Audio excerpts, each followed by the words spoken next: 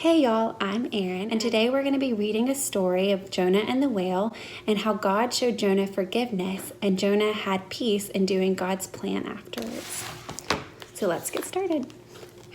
God had a job for Jonah, but Jonah didn't want it. Go to Nineveh, God said, and tell your worst enemies that I love them. No, said Jonah, those are bad people doing bad things. Exactly, said God. They have run far away from me, but I can't stop loving them. I will give them a new start. I will forgive them. No, said Jonah, they don't deserve it. I'll run away, Jonah said to himself. Far away. So far away that God won't be able to find me. Then I won't have to do what God says. It's a good plan, he said, because as far as he knew, it was a good plan. But of course, it wasn't a good plan at all. It was a silly plan because you can run away from God, but he will always come and find you. Jonah went ahead with his not very good plan. One ticket to not Nineveh, he said, and boarded a boat sailing in the very opposite direction of Nineveh. Well, it wasn't long before a fierce wind blew and the boat started to lurch and pitch and roll, and everyone started turning green.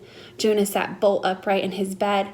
You see, the first thing that went wrong with Jonah's not very good plan was that God sent a big storm after him. The sailors couldn't sail their ship properly. We're sinking, they screamed, and they started throwing everything overboard, suitcases, food, whatever they could find. By now, Jonah knew that the storm was his fault. Throw me in instead, he shouted to the sailors, and the storm will stop. The sailors weren't sure. It's the only way you can be saved, Jonah cried. And so 1, 2, 3, splash. No sooner had Jonah hit the water than the waves grew calm, and the wind died down, and the storm stopped. Just then, when Jonah thought it was all over, when he was sure he was going to drown, God sent a big fish to rescue him. The fish swallowed Jonah whole with one big gulp. Jonah must have thought that he died because it was so dark inside, like a tomb. But then he smelled the rotting food and felt the slimy seaweed, and he knew he wasn't dead. He was in the belly of the fish. Sitting there in the darkness for 3 whole days, Jonah had plenty of time to think. Pretty soon he realized his plan was, well, a very silly plan indeed.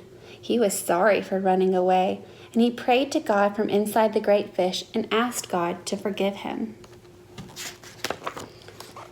After 3 days, the fish spat Jonah safely out onto a sandy beach.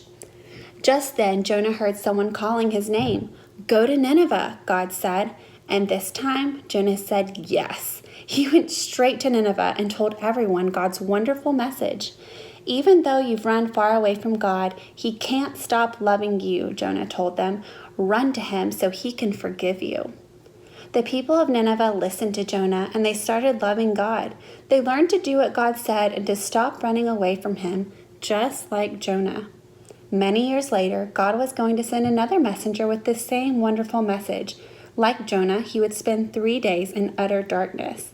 But this messenger would be God's own son, and he would be called the Word because he himself would be God's message. God's message translated into our own language. Everything God wanted to say to the whole world in a person.